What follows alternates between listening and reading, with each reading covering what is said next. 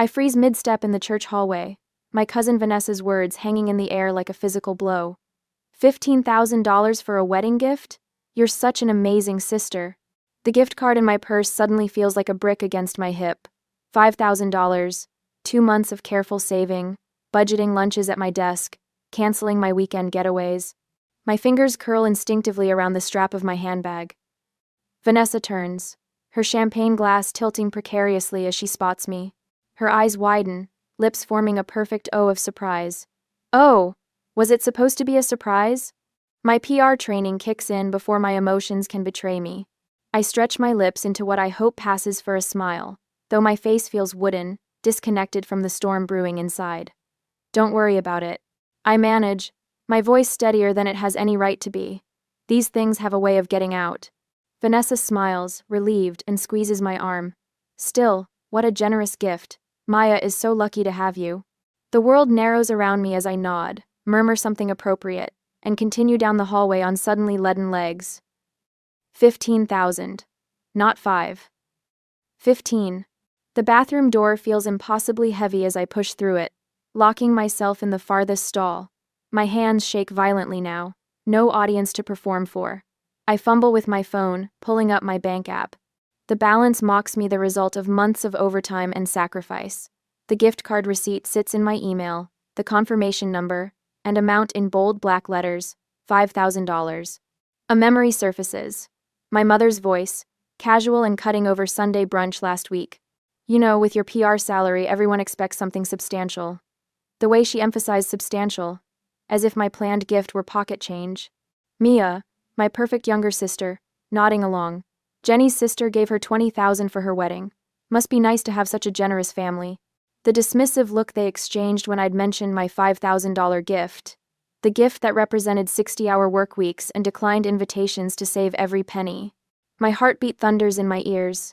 Sweat breaks out across my forehead as tunnel vision threatens. I press my palms against the cool metal of the stall door, forcing myself to breathe deeply. 1 breath. 2. 3. In the mirror above the sink, my reflection stares back at me. Melia Allen, 31, successful PR specialist, reliable daughter, generous sister. My makeup is flawless, my burgundy dress wrinkle-free, my smile practiced and pleasant. But something new burns in my eyes now, a controlled fury, simmering beneath the composed exterior. I reach into my purse and remove the gift card from its elaborate wrapping, the silver ribbon I'd spent 20 minutes perfecting now crushed between my fingers. 15,000. They'd told everyone I was giving 15,000. This isn't the first time. Images flash through my mind. The check I wrote for Maya's final semester of college when she decided to study abroad. The loan for my parents' roof repairs that was never mentioned again. The medical bills after Dad's minor surgery last year that somehow became my responsibility. Each time, the same pattern. The casual mention of their need. The pointed references to my good fortune in my career. The implied obligation. The gratitude that never quite matched the sacrifice. Water splashes onto my wrists as I wash my hands with mechanical precision. I pat my face dry, reapply my lipstick, and straighten my shoulders. Not this time. I walk into the rehearsal dinner with measured steps, scanning the room until I spot them. Mom and Maya, heads together in conversation at the head table, both turning silent the moment they notice me. Their smiles are too bright, too eager as I approach. Guilt flickers across Maya's face before she masks it with a laugh at something our father says. Miss Allen? The wedding planner appears at my elbow, clipboard in hand, her professional smile firmly in place. Your mother mentioned you'd like to announce your gift during tomorrow's reception? I turn to her slowly, a plan forming with perfect clarity. Actually, I have a better idea. My voice sounds different even to my own ears, calm, decisive. Could I be added to the toast list? Before my mother speaks. The planner nods, making a note on her clipboard. Of course. Right after the father-daughter dance? Perfect. I smile, feeling the weight of the gift card in my purse. I think everyone will be quite surprised by what I have to say. After the rehearsal was over, the hotel room keycard slipped from my trembling fingers as I fumbled with the door. Inside, I kick off my heels, one bouncing across the beige carpet as I sink onto the edge of the bed. My phone buzzes with a text from Mom. Don't forget your speech tomorrow. Everyone's so excited about your generous gift. I switch off the phone and pull out my laptop instead. The spreadsheet glows in the dim hotel lighting, each entry a precise record of my silent generosity, a digital paper trail of manipulation. My finger traces down the screen, each row a memory. $4,700. Dad's medical bills after his knee surgery. $7,200. Mom and Dad's roof repair last winter. $11,340. Maya's final semester abroad in Barcelona. $3,890. The emergency loan when Maya's car broke down. $5,450. Parents' anniversary cruise. $15,000? The total at the bottom of the screen mocks me. $47,380 over 3 years. Nearly a year's salary after taxes. I open my banking app, staring at the balance that should be larger. Should be enough for the down payment on the small bungalow I've had my eye on for months. The cottage with the bay window and reading nook that the realtor keeps calling about. My email inbox holds more evidence. Subject lines from Maya scroll past. Thank you so much for the help with tuition. I'll pay you back someday. Love you. You're literally a lifesaver with the car thing. I owe you big time. Best, sister, ever. Barcelona wouldn't have happened without you. Not one penny repaid. I click on voicemail, finding the message from last Tuesday that I'd saved. Sweetie, it's Mom. Just confirming you're bringing the gift tomorrow. We're telling everyone about your generous contribution. 15,000 is such a meaningful number for our family, you know, since Maya was born on the 15th. Anyway, call me back. 15,000. The precise amount they knew I couldn't afford without emptying my savings. The hotel phone rings, startling me. I answer reflexively. You're not answering your cell. Kate's voice comes through, clear and fierce. What happened at the rehearsal? They told everyone I'm giving Maya $15,000. They what? Kate's voice rises. Mel, that's 3 times what you planned. My laugh sounds hollow even to my own ears. According to my spreadsheet, it's not even their biggest ask. What spreadsheet? The words tumble out as I describe the financial accounting I've kept for years, every loan, every temporary help, every guilt-induced transfer. 47,000? Kate whispers. Mel, that's financial abuse. The term hangs in the air between us. I've never labeled it before. This ends now, Kate says, her voice hardening. They've been using you as their personal ATM for too long. It's not that simple. Because you've let them make it complicated. Your mother orchestrates, Maya plays along, and your father sits back and benefits without ever lifting a finger to defend you. Her words land with physical force. The trio of betrayers named so plainly. If I don't give what they've promised, I'll look like the villain. I say, only to people who don't matter. Kate counters. This is your chance to break the pattern, Mel, once and for all. After we hang up, I sit motionless, Kate's words echoing. My phone buzzes again, a late-night call from Mom. Melia, darling, just checking in. Your father and I told the photographer to capture your special moment tomorrow. Everyone's so excited about your generosity. Mom, I never agreed to $15,000, I say quietly. A pause. Well, that's what we've told everyone. It would be embarrassing to go back now. Her voice sharpens. You know how these things go. Perception is reality. The PR phrase my profession's mantra used against me. I need to go, Mom, it's late. I hang up before she can respond. Then notice my social media notifications blinking. 3 new tags. Cousin Vanessa's post appears first. So proud of my cousin Amelia Allen for her incredible $15 wedding gift. Family goals. Best sister ever. 23 likes already. My stomach knots. The trap is complete. Back out now and I'll look cheap. Ungrateful. Selfish. The narrative already written against me. I pull out the hotel stationery and begin drafting. Cross out. Redraft. The words need to be perfect. Not angry, not bitter, just honest. I call the DJ directly, confirming my place in the toast lineup. Next, I retrieve the thick leather photo album from my suitcase. I spent weeks collecting these pictures, Mia and me building sandcastles at Cape Cod, making snow angels in the backyard, hiking with Dad at the Grand Canyon. Real memories, not monetary value. Inside the cover, I write, money disappears, furniture breaks, but these memories are our true inheritance. I run my finger over the inscription, then close the album firmly. For the first time in years, I feel something unfamiliar settle over me. Not anxiety about disappointing them. Not resentment over their manipulation. Something cleaner, sharper. Clarity. I place the photo album on the nightstand and turn off the light. Tomorrow, I'll give a gift worth more than $15,000. The truth. Next morning, I balance a mimosa in one hand and force a smile as Aunt Carol leans in close, a perfume cloud engulfing me. Such a generous sister. She whispers, patting my arm. 15,000. When my daughter got married, her brother gave her a blender. The mimosa turns sour in my mouth. I've endured a morning of this relatives approaching with knowing smiles, congratulating me on a gift I never promised.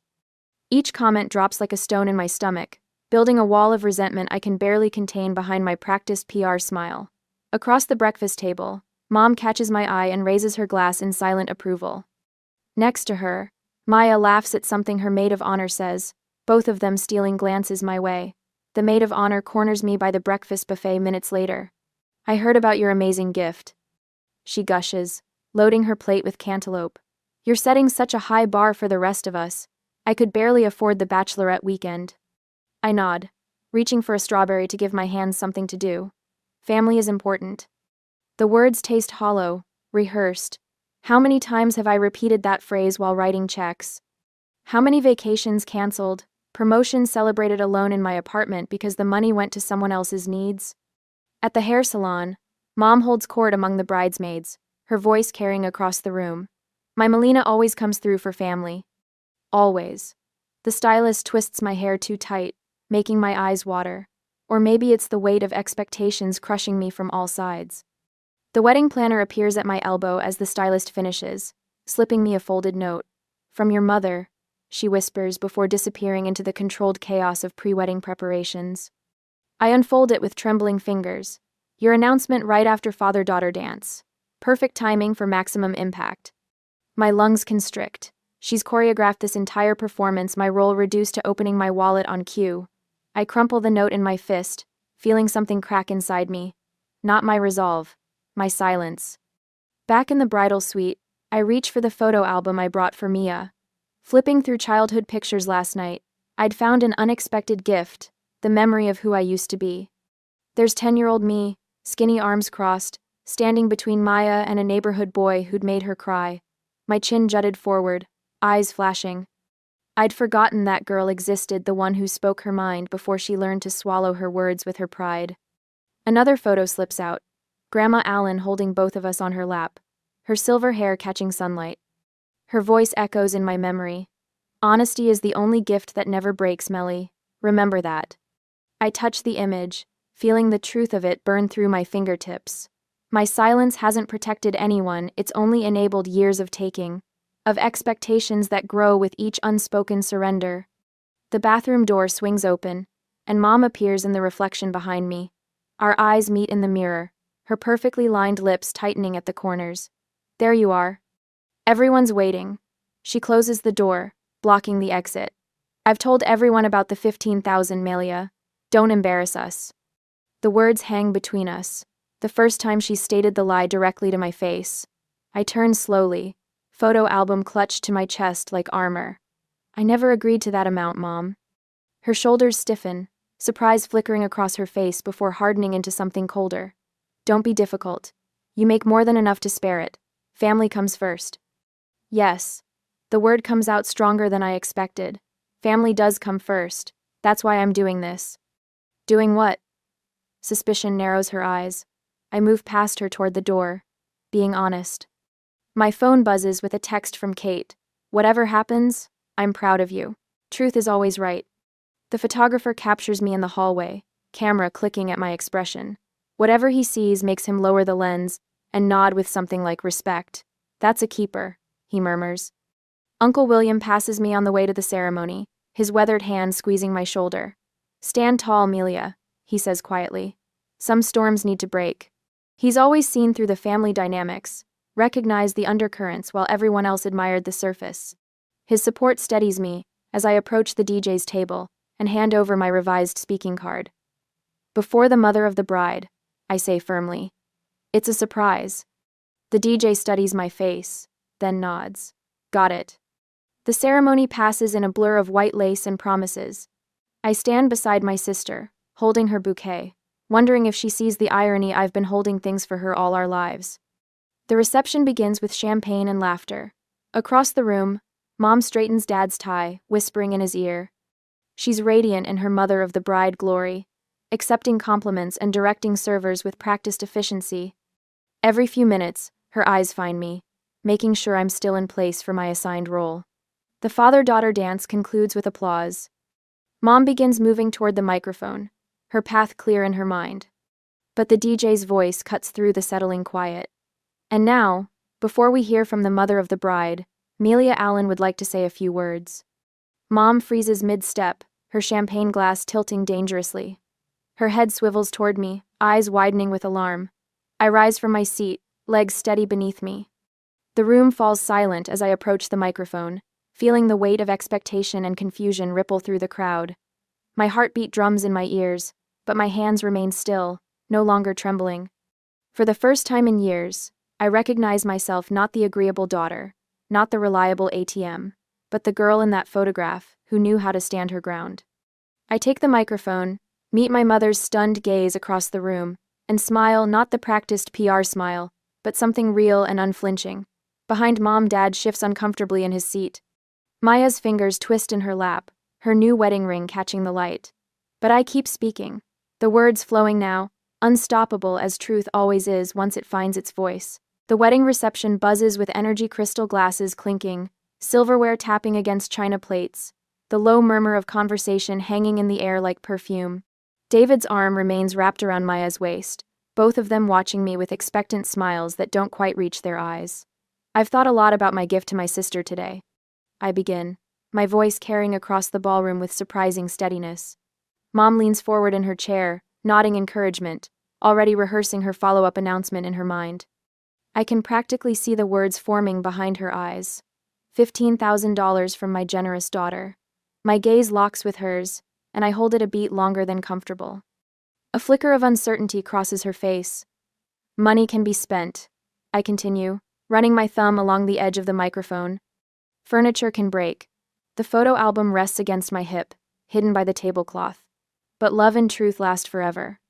Mom rises halfway from her seat, her champagne glass abandoned. The DJ, bless his soul, after our earlier conversation, subtly steps between her and the microphone stand. Maya's smile falters as she glances from me to Mom, then back again. Her fingers tighten around David's sleeve. Dad shifts in his chair, suddenly fascinated by the pattern on the tablecloth. He won't meet my eyes. Never has when it matters. Instead of a number, I say, my voice gaining strength with each word, I want to give my sister a blessing. Build your marriage on honesty, not on forced sacrifice. A ripple moves through the crowd, raised eyebrows, exchanged glances, small nods of recognition. Aunt Judith, who watched Mom manipulate me into paying for Maya's study abroad program 3 years ago, leans toward Uncle William with a whispered comment. William's eyes meet mine with quiet approval. The truth has been hiding in plain sight for years, visible to anyone willing to see it. Family isn't measured in dollars, I continue, even as Mom attempts to edge around the DJ, her smile stretched so tight it might crack her foundation. The growing applause drowns her protests as she tries to interrupt. It's measured in moments of authentic connection. I reach beneath the table and lift the album, its burgundy leather cover catching the light from the chandeliers overhead. This album contains our shared history, the real wealth of family. Walking toward Maya, I feel strangely weightless. The pressure that's lived between my shoulder blades for years, the constant responsibility of being the family ATM dissolves with each step. I open the album to the first page. Maya, age 7, and me, age 10, arms wrapped around each other at the lake house. Before college tuition and roof repairs and medical bills. Before the calculations and manipulations. Before love came with a price tag. Remember this? I ask, my voice soft now, meant only for her. You were afraid of the water, and I taught you to float on your back. A tear slips down Maya's cheek, smudging her carefully applied mascara. Shame and recognition flicker across her face as she accepts the album with trembling hands. I hope you and David fill it with honest moments and true happiness, I say, squeezing her fingers before stepping back. That's worth more than any dollar amount. The photographer captures the moment, Mia's tear-streaked face, the album clutched against her sequined bodice, my straight-backed posture as I return to my seat. It's not the money shot Mom planned, but it's honest. Applause swells around us, louder than I expected. Uncle William is the first to stand, followed by Kate at the back table, then Aunt Judith, and soon half the room. Not standing for me, exactly, but for the audacity of truth over practiced family performance. Mom remains seated, her body rigid with fury barely contained behind her social smile. Dad pats her hand absently, his gaze fixed somewhere over my left shoulder. Later, guests approach with genuine appreciation. Mrs. Robertson, Mom's bridge partner for 20 years, squeezes my elbow. About time someone in this family spoke honestly, she murmurs, loud enough for Mom to hear from 3 feet away. Mia finds me by the cake table, the album tucked under her arm. Her makeup has been hastily repaired, but her eyes remain red-rimmed. "You made me look terrible," she whispers. "But there's no real heat behind it." "No," I correct her gently. "I gave you the chance to be better. I gave you the chance to be better." Maya glances toward our mother, who stands surrounded by a circle of relatives, her hands moving in short, sharp gestures. Damage control in full swing. Eleanor intercepts me as I slip away from the crowded dance floor. Her fingers curl around my wrist, manicured nails digging into my skin. "You've humiliated us in front of everyone," she hisses, her smile fixed for any watching guests, while her eyes flash with cold fury. "That speech. That photo album. What were you thinking?" I draw a steady breath, feeling oddly calm despite the storm brewing around me. The weight I've carried for years has lifted, leaving clarity in its place. "I was thinking about honesty, Mom." Thomas appears behind her, his jaw clenched beneath his rehearsed smile. "Your sister deserves better, Melina. On her special day, of all times." Before I can respond, Maya approaches, her wedding gown swishing softly against the polished floor. Mascara streaks her cheeks, the perfect bride's makeup now imperfect with tears. "Why did you have to make a scene on my special day?" Her voice wavers between genuine hurt and practiced performance. "Everyone was expecting, you know." $15,000? I ask quietly, refusing to be baited into raising my voice. "A gift I never promised?" Eleanor's nostrils flare. "We assumed you'd want to do something meaningful. With your salary." "My salary barely covers my rent after I've given you $47,000 over the past 3 years. The number falls between us like a stone, precise and undeniable. Thomas blinks rapidly. "Now wait just a minute." I reach into my clutch and withdraw a folded piece of paper, the spreadsheet I printed this morning, every transaction meticulously documented. Here's a complete accounting. Dad's medical copays. Mom's roof repairs. Maya's final semester abroad. "That's private family business," Eleanor snaps, glancing nervously at nearby guests who've begun to notice our tense gathering. "Private until you decided to announce a fictional $15,000 gift to everyone we know." My voice remains level even as heat rises in my chest. Love shouldn't come with a price tag. Uncle William approaches, champagne glass in hand. His weathered face hardens as he overhears Eleanor's rising protests. "Eleanor, the girl's right," he says, placing a steadying hand on my shoulder. "This has gone on too long." Mrs. Caldwell, my mother's bridge partner for 20 years, pauses nearby, her expression shifting from curiosity to discomfort as she witnesses Eleanor's mask slipping. "You don't understand." Eleanor sputters, her composure fracturing. "Family helps family." "I agree," I say, opening my purse again. "Which is why I brought these." I pull out my phone and open the text thread with Mia from 2 weeks ago. I hold it where she can see the screen. "Mom says you're announcing the 15 kelvins at the reception. So generous. Can't wait." Followed by a string of heart emojis. Maya's face drains of color. I didn't, I thought. The wedding planner hovers nearby, clipboard clutched to her chest.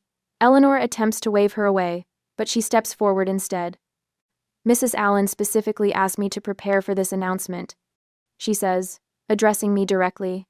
"She gave me the exact figure and requested it be highlighted during the parent toasts. I was just trying to make your sister's day special." Eleanor's voice rises, drawing more attention. "At my expense, again."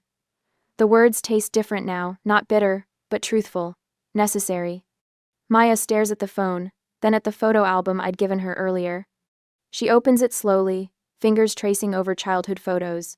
Melia, age 10, standing protectively beside 7-year-old Mia on the first day of school. Teenage Melia helping Maya with science fair projects while their parents beamed for the camera. Her eyes lift to Eleanor, something new dawning in them, understanding perhaps. Or recognition of a pattern she'd benefited from without questioning. Mom? The single word carries weight. A question loaded with decades of unexamined family dynamics. Eleanor's carefully constructed facade crumbles completely. Her shoulders stiffen as she grabs her evening bag from a nearby chair. I won't stand here and be accused by my own daughter, she announces to anyone listening. Not today of all days. She storms toward the exit, heels clicking sharply against marble. Thomas follows without meeting my eyes, his perpetual retreat from conflict as familiar as his cologne. I stand alone in the aftermath, spine straight, breath even. Conversations resume around me in hushed tones. The DJ announces the next dance. Life continues. Uncle William squeezes my shoulder once before moving away. About time, he murmurs. Mia remains, clutching the album to her chest, looking smaller somehow without our parents flanking her. I didn't know, she whispers. Not everything. You didn't want to know, I correct her gently. There's a difference. She nods slowly, a flicker of something authentic crossing her face. What happens now? I look around at the beautiful reception, the flowers that cost more than my monthly rent, the open bar and lavish buffet. The life we've all pretended we could afford. Now we start telling the truth, I say, feeling the first real smile of the day spread across my face, and see what's left. And I run my fingers over the glossy album cover, savoring the quiet of my apartment. 1 month since Maya's wedding, and the weight I've carried for years has lifted from my shoulders. No frantic texts asking for small loans. No guilt-inducing voicemails about family obligations. The morning light streams through my living room windows, catching on the unopened letter that arrived yesterday. Maya's handwriting. I've been circling it like a cautious animal, unsure whether it contains another manipulation or something new. Taking a deep breath, I slide my thumb under the seal. Dear Melia. The photo album sits on our coffee table. David picks it up almost daily, asking about the little girls with gap-toothed smiles building sandcastles at Cape Cod. I've shown him every picture a dozen times now. What I haven't told him what I need to tell you is that Mom pressured me into the money announcement. She said it would motivate you to give more. I should have stood up to her. I'm sorry I didn't. Your speech wasn't what I expected, but maybe it was what I needed. Love, Maya. My hands tremble slightly as I fold the letter. The first honest communication between us in years. I pull out my own copy of the family album, the twin to Maya's gift, and flip to a blank page. Carefully, I position a new photo, Maya hugging me after my wedding speech, her face revealing genuine gratitude, rather than the practiced smile our mother taught us. Not perfect, but real. Next to it, I leave empty spaces, room for honest relationships still forming. How's therapy going? Kate asks later that night, raising her wine glass across the dinner table. Around us, friends who stood by me through the wedding drama clink glasses and laugh. Dr. Marshall says I've got excellent boundaries now. I reply, unable to keep the pride from my voice. Last week, Dad called about their property taxes. I suggested a payment plan with the county instead of reaching for my credit card. Kate's eyebrows shoot up. And? He actually thanked me for the advice instead of making me feel selfish. I shake my head, still surprised. Baby steps. To speaking truth, even when it's difficult, Kate declares, raising her glass higher. To speaking truth, our friends echo. My phone buzzes. Mom's number. Once, that would have sent me into a spiral of obligation. Now, I silence it, planning to return the call tomorrow, on my terms. When Jen, a coworker, mentions her parents' expectations about helping with her brother's college tuition, I share my experience without preaching. The relief in her eyes when I validate her discomfort reminds me of my own journey. Later that week, my phone rings during lunch. Melia. My mother's voice sounds different, less commanding. I've been thinking about what happened at the wedding. I wait, fork suspended. I never saw how much pressure we put on you. She continues, the words clearly difficult for her. The money, the expectations. I think I convinced myself it was normal. Thank you for saying that, I respond, carefully measured. I'm open to building something new, based on respect. A pause. I'd like that. That evening, I add another photo to my album. A recent family dinner where, for the first time, no one mentioned my finances or implied obligations. Just conversation, sometimes awkward but honest. On the album's first page, I write an inscription: "The true wealth of family is measured in honesty, not dollars." I close the album, leaving the final pages blank, ready for a new chapter of family history that hasn't been written yet. Sometimes the most valuable gift we can give is the courage to speak our truth. The cold seeps through the thin fabric of my sleeping bag, drawing me from a restless sleep. Something isn't right. The forest seems too quiet, the air too still. I blink against the pale dawn light filtering through our tent's nylon walls. "Tobin?" I call out, my voice hoarse from yesterday's campfire smoke. No answer. I sit up, rubbing sleep from my eyes. Beside me, Willa sleeps soundly, her dark hair spilled across the pillow, one arm clutching the stuffed fox Alden gave her for her 8th birthday. She looks so much like him it makes my heart ache. "Diane? Dad?" I unzip the tent flap and poke my head outside. The clearing is empty. No tents, no vehicles, no coolers or camp chairs or morning coffee percolating on the portable stove. "Hello?" My voice bounces off the surrounding pines, mocking me with its echo. I crawl out, bare feet crunching on fallen pine needles. The space where my brother's oversized tent stood just hours ago is now just flattened grass. The fire pit holds nothing but cold ashes.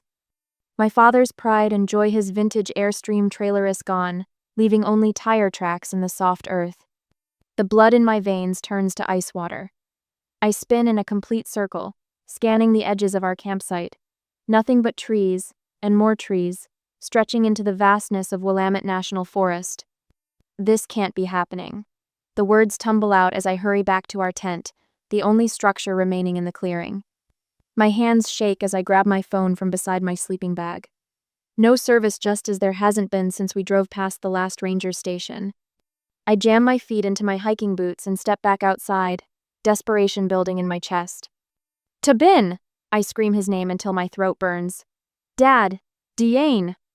Something white catches my eye, a folded piece of paper, tucked beneath a smooth river stone near where the campfire had been. I lunge for it, nearly tripping in my haste. My brother's handwriting stares back at me. "This is for the best. Trust me. Tobin." I read it again, and again. The words don't change. "For the best?" I whisper, my fingers crumpling the paper's edge. What does that even mean? I drop to my knees, suddenly unable to stand. They planned this. My own family planned this. Our backpack sits propped against a nearby log, the day pack we used for yesterday's short hike. I crawl toward it and dump the contents onto the pine needle carpet. 2 water bottles, 3 protein bars, a lighter, a compass. My lungs constrict. Black spots dance at the edges of my vision.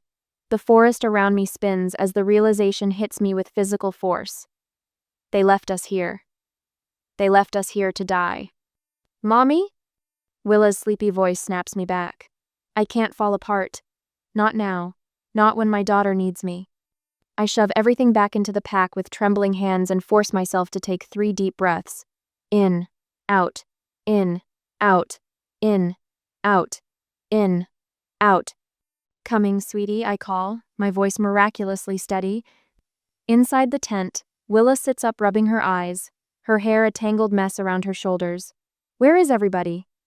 I sit beside her and smooth her hair back from her forehead. "They had to leave early." "Without saying goodbye?" Her lower lip trembles. "I know. It wasn't very nice." Understatement of the century. I swallow the bitter rage rising in my throat. Willa looks at me with Alden's thoughtful brown eyes. "Are you okay, Mom? You look scared." My first instinct is to lie, to protect her. But Alden and I always promised we'd be honest with her, even when it was hard. "I am a little scared," I admit. "But we're going to be okay, I promise." Her small hand finds mine. "Daddy used to say we're stronger than we think." The mention of Alden sends a fresh wave of grief through me. Just 4 months gone, taken by a liver disease that progressed too quickly for treatment. The healing weekend, that's what Tobin had called this trip. A chance for Willa and me to connect with family after our loss. For healing. What a cruel joke. I think back to last night, the marshmallows roasting over the fire, Dad telling his exaggerated fishing stories, Diane showing Willa how to identify constellations. Everything had seemed so normal. How long had they been planning this? Mom? Willa's voice pulls me back again. What do we do now? I look at my daughter, 9 years old and already too familiar with Lawson. Something inside me hardens into resolve. They thought they could break us. They thought wrong. I open the backpack and take inventory again, this time methodically. 2 water bottles, 3 protein bars, lighter, compass. My mind shifts into problem-solving mode, the same way it did when Alden got sick, when the first doctor gave us his diagnosis, when I had to keep our business running while watching my husband fade away. One step at a time. That's how we'll survive this. Willa watches me with those solemn eyes, so much like her father's. I see a flash of his strength in her face. We follow the water downstream. I tell her, my voice growing stronger with each word, water leads to people, and people can help us get home. She nods, trusting me completely. I won't let that trust be misplaced. I won't let them win. The morning sun burns through the thin nylon of our tent. Sweat beads along my hairline as I stuff our sleeping bags into compression sacks. Willa sits cross-legged on the ground, carefully folding Alden's tattered field guide to Oregon wildlife. Mom, look what I found in my backpack. She holds up the book, its spine cracked from years of use. Dad packed it for me special. My throat tightens. Even in death, Alden protects us better than my living family. That was thoughtful of him. I force a smile, not wanting to burden her with the rage simmering beneath my skin. I turn back to our meager supplies. Something catches my eye, an uneven seam along the bottom of my backpack. I run my fingers along the edge and feel a stiff paper hidden within the lining. What's that? Willa asks, peering over my shoulder. My fingernails work at the stitching until it gives way. I pull out a folded sheet of paper with familiar handwriting, Tobin's precise architectural lettering. A map. My blood runs cold as I trace the marked route with my fingertip. It leads deeper into the wilderness, away from any ranger stations or campgrounds. The opposite direction from the water route I'd planned. Son of a... I bite back the word, conscious of Willa watching. He wanted us to get more lost. Who, Uncle Tobin? I nod. My jaw clenched so tight it aches. The realization crashes over me like ice water. This wasn't just abandonment. This was calculated elimination. My mind races backward through the past months. Tobin showing up at Alden's funeral with documents for me to sign. Just insurance papers. He'd said, Dad thinks it's best if I help you as co-executor of the will. You have enough to worry about. I'd signed them, grief-blind and trusting. 3 weeks ago, Tobin had visited the flagship Willow and Thyme location. His words echo in my memory. The business is struggling without Alden. Let me buy in 20%. You need a partner now. The business is fine, I told him, showing him our latest quarterly reports. We're actually up 7% from last year. The flicker of something dark across his face should have warned me. The family dinner that followed turned tense when Dad backed Tobin. Victoria, be reasonable. Women don't think clearly after losing a husband. Tobin has your best interests at heart. I'd walked out, taking Willa for ice cream instead of enduring more reasonable advice from men who'd never brewed a day's worth of tea in their lives. Now it all makes horrifying sense. Mom? Willa's voice pulls me back. What are we going to do? I strike a match and touch it to the corner of Tobin's map, watching as flames consume his careful instructions. We're going to do exactly what he doesn't expect. We're going to survive. The paper curls and blackens, floating away as ash. I turn to the backpack's main compartment and empty it completely, arranging everything on the ground. 2 water bottles, 3 protein bars, lighter, compass. I add Alden's guidebook to our inventory. Your dad loved this forest. I tell Willa, running my hand over the book's weathered cover. He brought me here the first summer we dated. He showed me how to identify which plants were safe. Willa's eyes widen. He taught me too. Look. She points to a bush with small berries. Those are huckleberries. Dad said they're good to eat. My chest swells with unexpected pity and hope. That's right. Your father is still helping us. I think of my grandmother too. How she'd take me foraging in the woods behind her cottage, teaching me which barks could be brewed for headaches, which roots helped with stomach pain. Knowledge I'd later incorporated into our specialty tea blends. Knowledge that might keep us alive now.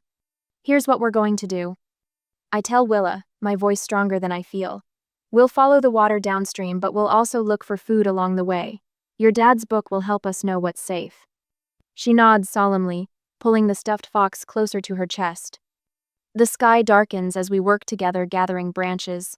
I show Willa how to weave them into a crude shelter, angling it against the wind as the first raindrops begin to fall.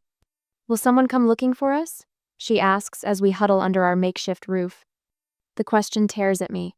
I could lie, tell her help is just around the corner, but the truth is more terrifying. Dad and Diane had mentioned taking a cruise after our healing weekend.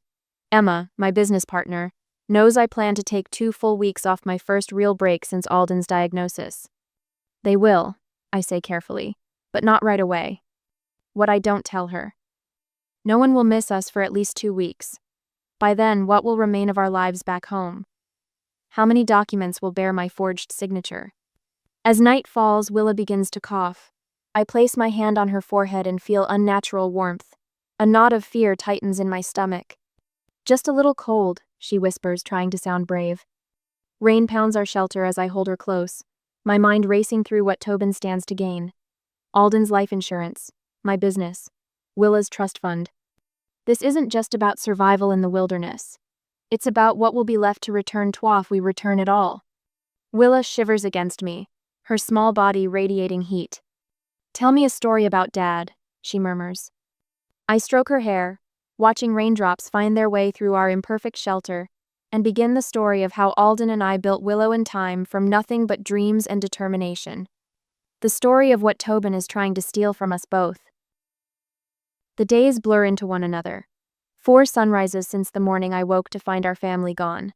4 nights of fitful sleep on forest ground that never quite warms beneath our bodies. I scratch another mark into the bark of the pine tree beside our makeshift shelter, using the tip of a sharp stone. Is it Thursday? Willa asks, her voice smaller than yesterday. I hesitate. I think so, sweetie. Time has become liquid here, flowing without the markers of schedules and clocks.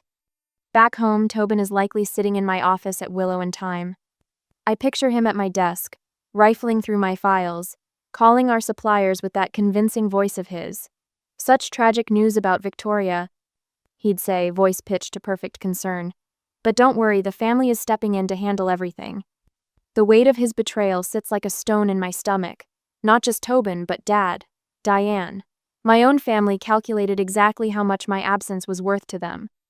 They measured the value of my life, and Willisand found it acceptable. When I close my eyes, I see Dad nodding his approval as Tobin outlined their plan. Victoria's always been soft, he probably said. She won't last 2 days out there. Willa coughs, pulling me from these poisonous thoughts. Her small body radiates heat as I press my palm to her forehead. Mom? Her eyes shine too bright. The trees are dancing. My heart hammers against my ribs. Fever. The protein bars ran out yesterday, and our last sips of clean water disappeared this morning. I've been melting dew into a water bottle cap, but it's not enough. Just rest, I whisper, arranging our thin sleeping bag around her shoulders. While she drifts into restless sleep, I survey our surroundings with new desperation. The tea shop owner, the woman who agonized over quarterly projections and customer satisfaction surveys, seems like a stranger now. That Victoria couldn't identify edible plants or build a shelter from pine branches. This Victoria has scraped together fire from friction and dried moss. This Victoria knows that hunger feels like a living creature, gnawing from the inside out. I touch the knife edge of a white willow leaf, remembering Grandma Rose's voice. Nature provides what we need if we know how to look. Mom had rolled her eyes at these lessons. Your grandmother and her useless weeds, she'd say. Dad would nod, adding, real medicine comes from pharmacies, Victoria. But Grandma Rose knew better. White willow bark contains salicynature's aspirin. I strip thin layers of bark from the willow tree, careful not to damage it deeply. My hands, once manicured for client meetings, are now cracked and dirt-embedded. I crush the bark between 2 rocks, then steep it in water heated with hot stones from our small fire. Willa, I murmur, lifting her head. Drink this. It doesn't taste good, but it will help. She grimaces but swallows obediently. I stroke her tangled hair back from her burning forehead and sing the lullaby Alden created just for her. The words catch in my throat when I reach the second verse, his voice so clear in my memory it's as if he stands beside me. Night falls. The forest grows loud with unseen creatures. Willa's breathing remains rapid, her small body fighting the fever. I bank our fire carefully, preserving embers for morning. With Willa finally asleep, I crawl just beyond our shelter and let the tears come. Silent, shaking sobs that leave me hollow. I don't know if I can do this alone. I whisper to the canopy of stars visible through the trees. A warm breeze touches my face, carrying the scent of pine and earth. For one impossible moment, I feel Alden's presence solid and certain. You're stronger than all of them, his voice echoes in my memory. You always have been. Was it memory or imagination? Does it matter? I wipe my face with dirt-stained hands and return to Willa's side. By morning, her fever has broken. She sits up, weak but clear-eyed, asking for water. The relief leaves me lightheaded. You did doctor stuff, she says, watching me collect dew from leaves. Like Dad showed me. Your dad showed you about medicines? Willa nods. He said his mom was a nurse, so he knew things. He showed me stars, too. She points upward, though it's daylight now. That one that doesn't move is north. We can follow it at night. My throat tightens. Alden, still helping us find our way home. Together we forage, Willa spotting a cluster of hazelnuts, me identifying blackberries growing in a sunny patch. We eat slowly, savoring each bite. The simple pleasure of food after near starvation brings tears to my eyes. Mom, look! Willa points to something half buried in moss. I brush away decades of growth to reveal a faded metal marker, an old ranger trail sign. My fingers trace the embossed arrow pointing northwest. Civilization, I breathe. That afternoon we discover a blackberry patch larger than the first to feast compared to our meager findings. As Willa carefully picks the ripest berries, I tear a blank page from Alden's wilderness guide that was tucked in Willa's backpack. Using charcoal from our fire, I begin mapping our journey, marking the creek, the white willow grove, the ranger marker. What are you doing? Willa asks, purple juice staining her chin. Creating our way home, I answer. That night, with Willa asleep beside our small fire, I twist my wedding ring around my finger. The gold catches the firelight, warm against my skin. For months after Alden died, this ring felt like a weight. Now it feels like strength. I think of Tobin's smug face the last time we met 3 weeks ago at the family dinner, where he'd pressed me about selling part of Willow and Thyme to him. You're drowning, Vic, he'd said. Let me help before you take Alden's legacy down with you. His words had stung because part of me feared he was right. The grief had been suffocating, the business overwhelming without Alden's steady partnership. But here, stripped of everything except survival, I've found clarity. My grief hasn't weakened me, it's tempered me like steel. Your dad loved these forests, I tell Willa's sleeping form. He could name every tree, every star. He said nature reminded him that problems are temporary but beauty is constant. Dad would have brought more snacks, Willa murmurs, her eyes still closed. A startled laugh escapes Mitha, first real laughter in months. Yes, I agree, wiping my eyes. He definitely would have. 8 days into our ordeal, I spotted a thin column of smoke rising above distant trees. My heart leaps, then hesitates. It could be a campfire, other hikers. Or it could be a forest fire, dangerous and unpredictable. Willa follows my gaze. Is that people? Maybe. I chew my lip, calculating we've established a routine hair shelter, water source, food we recognize. Moving means risk. But staying means giving Tobin more time to dismantle my life piece by piece. Willa's hand slips into mine. Her fingers are thin, her once round face drawn from days of insufficient food. But her eyes, Alden's eyes, show nothing but determination. Mom, we need to try, she says simply. I nod, gathering our few possessions. Using strips torn from our sleeping bag, I fashion a carrying pack to hold Willa when her strength inevitably fails. The smoke lies at least 2 miles away through difficult terrain. As I hoist Willa onto my back, I feel something solidify within me. We will reach that smoke. We will find our way back. And when we do, Tobin and my parents will discover exactly what they've created. Not a victim, but a survivor. Not an obstacle easily removed, but a force they gravely underestimated. I take the first step toward the distant smoke, Willa's arms wrapped around my neck, her breath warm against my hair. Hold tight, I tell her. We're going home. The ranger station stands before us like a mirage, its weathered logs and sagging porch the most beautiful sight I've seen in days. My legs tremble beneath Willa's weight. 8 days in the wilderness have stripped us to essentials we are hunger and determination wrapped in filthy clothes. Mom, is it real? Willa whispers against my neck, her voice cracked from dehydration. It's real, baby. I stagger the final 20 yards, pine needles crunching under my blistered feet. The door hangs crooked on rusted hinges, a broken padlock dangling uselessly. Someone has been here before us, but not recently. Inside smells of dust and animal droppings. Cobwebs drape the corners like tattered lace. But against the far wall sits exactly what I'd hoped for. A radio console, its metal casing dulled with age. I lower Willa onto a wooden bench, our last protein bar clutched in her small hand. Tiny bites, remember? Make it last. The radio looks ancient, all knobs and dials instead of digital displays. I pull off the dust cover, and my heart leaps. No obvious damage, just disconnected wires and a missing power source.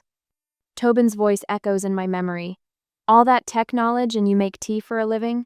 What a waste of potential, Vic. My fingers trace the disconnected wires, color-coded and familiar. The circuitry isn't so different from the point-of-sale systems I troubleshoot at our shops.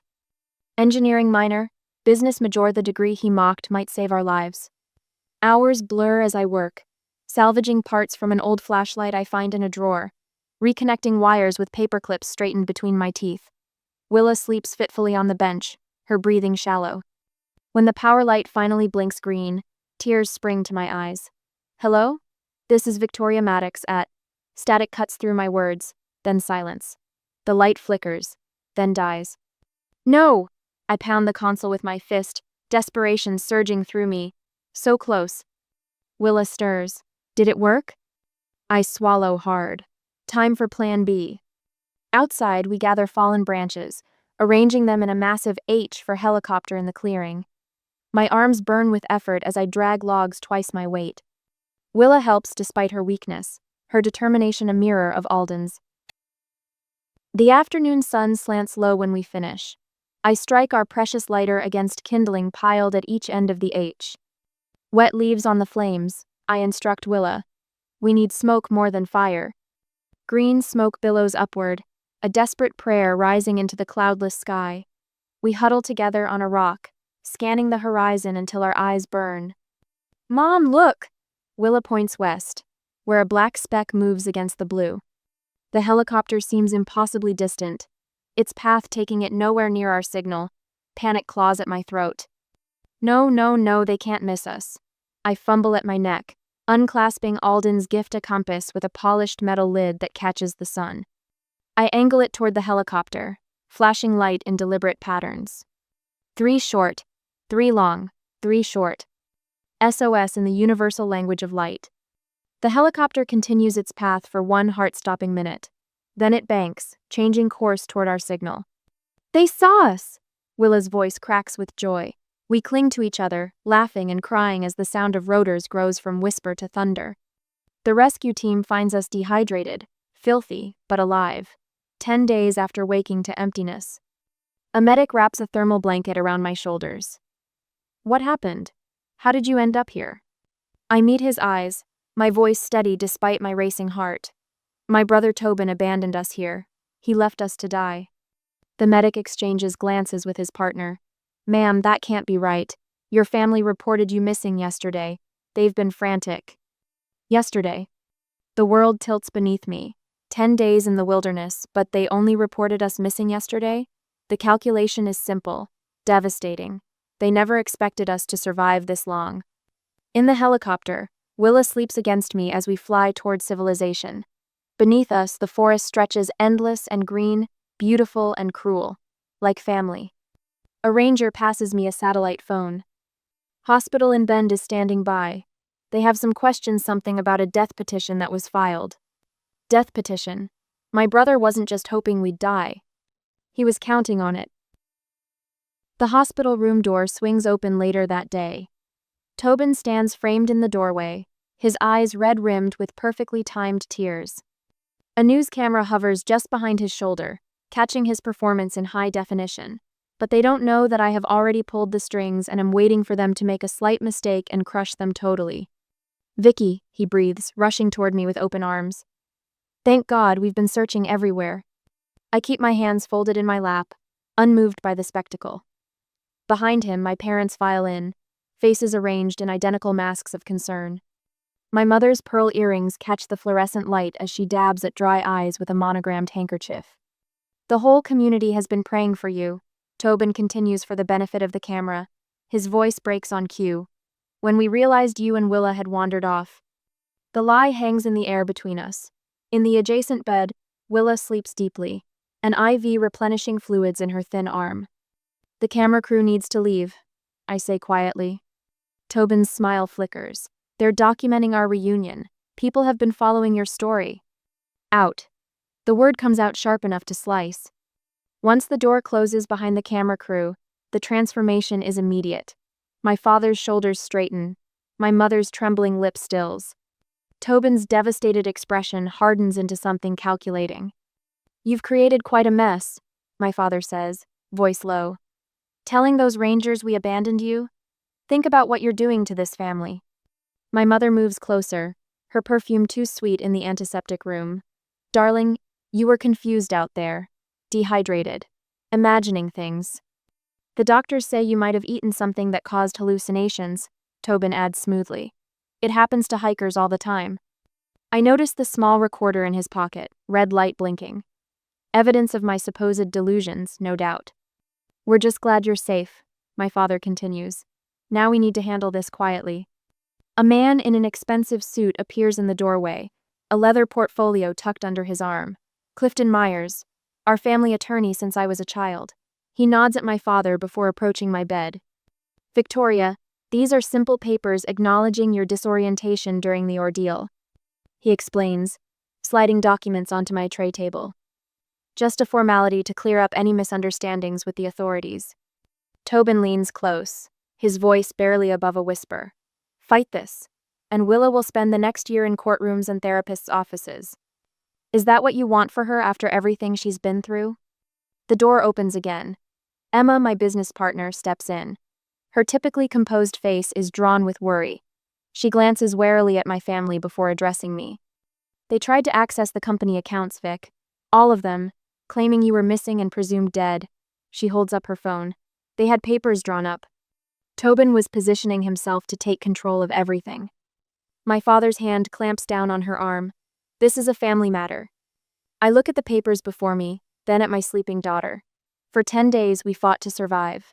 Now they expect me to surrender with the stroke of a pen. "Could everyone please step back from my bed?" I ask, my voice surprisingly steady. Something in my tone makes them comply. I reach for the call button and press it once. "I'd like Agent Danvers to join us, please." I smile at their confusion. "We've been having some lovely chats while you were all searching for me." The FBI agent enters within moments, nodding respectfully. "Miss Maddox." "I believe it's time," I tell her. From beneath my pillow, I withdraw a plastic evidence bag containing Tobin's mud-stained note. This was left under a stone when my family vanished with all our supplies. My brother's handwriting. Agent Danvers takes it. That matches our analysis. I pull out my watch, cracked but functional. The GPS tracking was still working. It marks our exact location of abandonment plus our desperate route to survival. My mother's hand flies to her throat. "Victoria, stop this nonsense." "The Rangers found something interesting at their abandoned station." I continue as if she hadn't spoken. The voice recorder I activated after fixing their radio. Tobin's face drains of color. I detailed everything. The note. The map marked with a route leading deeper into wilderness. The missing supplies. Emma steps forward, placing a thumb drive on my tray table. "And I brought these. Emails between Tobin and your father discussing the takeover of Willow in time. Plans dated 3 weeks before your trip." "This is absurd," my father blusters. "You can't possibly believe." The handwriting analysis came back. Agent Danvers interrupts. "The note matches the forged will amendment we found in Mr. Myers' office files." More agents appear in the doorway. Myers begins stuffing papers back into his portfolio. "We have a notary public who's suddenly very cooperative," Agent Danvers continues. Something about not wanting to be an accessory to attempted murder. I meet my brother's eyes across the room. The hatred there doesn't surprise me anymore. You left us to die, I say simply. But we survived. Agent Danvers nods to her colleagues. Russell Bennett, Diane Bennett, Tobin Bennett, you're under arrest for attempted murder, child endangerment, conspiracy to commit fraud, and attempted embezzlement. The handcuffs click like punctuation marks at the end of a long sentence. I turn away as they're led from the room, my focus returning to Willa's sleeping form. Through the window, camera flashes light up the hospital parking lot. A reporter thrusts a microphone toward my brother as agents guide him toward a waiting vehicle. Miss Maddox, do you have a statement? A voice calls from the doorway. I look up, suddenly bone-weary. This was never about money. It was about a child's life. Later, when the room has quieted and twilight softens the edges of the world, Agent Danvers returns. She stands by the window, watching Willa sleep. The judge denied bail, she says, cited the extraordinary callousness of the alleged crime. I nod, fingers gently brushing Willa's hair from her forehead. What will you do now? Danvers asks. The question hangs in the air as I look out the window at the distant pine-covered mountains that almost became our grave. 10 days ago, I had no answer. Now, watching my daughter's peaceful breathing, I find I still don't. But for entirely different reasons. At the present, the white willow sapling bends with the spring breeze, its silver-green leaves catching the morning light. I press my palms into the fresh soil around its slender trunk, feeling the cool earth beneath my fingernails. 6 months ago, my hands trembled from exhaustion and fear. Today, they're steady and certain. Is it happy now, Mom? Willa kneels beside me in our garden, her dark hair pulled back in a braid similar to mine. At 9, almost 10, her face has lost some of its roundness, but her eyes remain Alden's, thoughtful and warm. I think so. I sit back on my heels, surveying our backyard sanctuary. Raised beds burst with herbs, lemon balm, mint, chamomile, and dozens more, a practical garden that feeds both body and soul. So different from the forest floor where I once frantically searched for medicinal plants while Willa burned with fever. The phone rings inside our Hood River cottage. I wipe my hands on my jeans and head toward the kitchen, where sunlight streams through windows that face the Columbia River. Victoria Maddox. My voice sounds different these days, stronger, with a certainty I had forgotten was mine. It's over. Emma, my business partner and the friend who stood by me when others scattered. 14 years for Tobin, 8 each for Russell and Diane. I trace my finger along the smooth countertop, remembering the rough bark I once clung to while climbing down a ravine. Thank you for being there, I couldn't... Stop. Emma's voice is firm. You would have done the same. Besides, watching their faces when the judge read those sentences was... She pauses. Satisfying. Through the window, I watch Willa carefully watering the willow. The tree that saved her life now grows in our gardenia, reminder not of what we endured, but what we overcame. Any regrets about not attending? Emma asks. None. I pull a batch of blueberry scones from the oven, Alden's recipe that Willa and I make every Saturday morning. We're planting a tree instead. After hanging up, I arrange the scones on the blue ceramic plate Willa painted last month. The kitchen smells of butter, vanilla, and possibility so far removed from the smoke of desperate campfires and fear. Outside, Willa has set up her easel. Another forest painting takes shape under her careful strokes, not dark and threatening, but alive with filtered light. The therapist says this is how she processes. I say this is how she transforms. Snack time, artist. I set the plate on our patio table. She wipes her hands on a cloth and studies me. You got the call, didn't you? About the bad people. I've never lied to her, not even when the truth was brutal. Yes, justice happened today. Willa nods once, then takes a scone. Good. Nothing more needs saying. Tomorrow, 12 women will gather in our living room for the first meeting of the wilderness skills class I'm teaching. The waiting list grew to 40 names after the newspaper article. I turned down the national interviews, the book deals, the documentary requests. One local story was enough, focusing not on the betrayal, but on the warning signs of financial exploitation that others might recognize. Willow and Thyme reopened 3 months ago with a new line of wilderness survival teas. The forest floor blend sells out weekly. At dusk, after Willow went inside, I sit alone in the garden. The white willow's bark glows in the fading light. I run my fingers along it, remembering how I stripped similar bark with numb hands to brew fever-reducing tea for my daughter. We made it, Alden, I whisper to the evening air. Where once I feared silence, I now find peace in it. Where once I needed others' approval, I now stand complete. The wilderness stripped everything away, but what mattered most, and in doing so, showed me my own strength. The porch light clicks on. Willa stands in the doorway in her pajamas, silhouetted against the warm light of our home. Mom? She asks, her voice sleepy but curious. Are we going camping this summer? The question catches me off guard. My breath has a momentary tightness in my chest. Then I look at her standing there, unafraid despite everything, and something shifts inside me. I smile gently. Yes. But this time, we'll bring extra snacks.